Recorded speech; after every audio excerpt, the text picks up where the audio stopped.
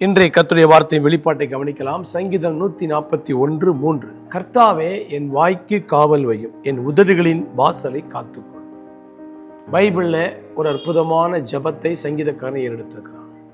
ஏனென்று சொன்னால், மரணமும் ஜீவனும் நாவின் அதிகாரத்தில் இருக்கிறது என்று நீதிமொழிகள் 18:21 சொல்கிறது. யாக்கோபு 3:8 சொல்கிறது, நாவை ஒருவனாலும் அடக்க முடியாது.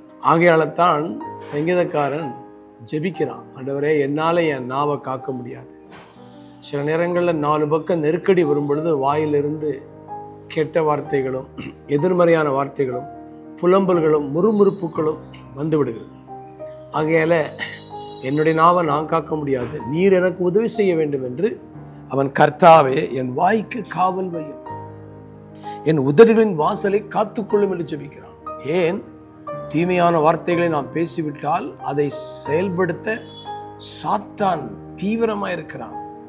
யோபுடைய வாழ்க்கையிலே அவனை தேவனுக்கு விரோதமாய் தூஷிக்க வைக்க வேண்டும் என்று சாத்தான் கங்கணம் கட்டி அவனுக்கு நெருக்கடி கொடுத்தான். ஆனால் இவை எல்லாவற்றிலும் யோபு முறுமுறுக்கவில்லை என்று வேதம் போட்டது.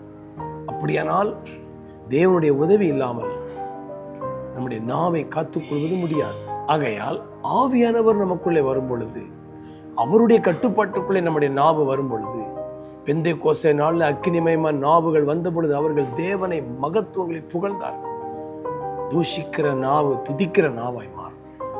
உங்கள் நாவில் எப்பொழுதும் தேவனை உயர்த்தும் துதி இருப்பதாக ஜெபியுங்கள்.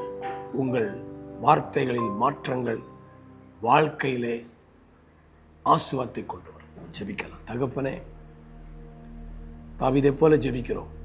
என் வாய்க்கு காவல் வைக்க, என் உதடுகளின் வாசலை காத்துக்கொள். நீர் மாத்திரமே எங்களுடைய நாவை காத்துக்கொள்ள முடியும். ஆவியனுடைய உதவியோடு அதை கட்டுப்பாட்டில் கொண்டு வர கிருபை கொடு. அதன் மூலமாய் பெரிய தீமைகளுக்கு விலகி பெரிய நன்மைகளை பெற்றுக்கொள்ள உதவி ஆசீர்வதிக்கிறேன். இயேசுவின் மூலம் பிதா.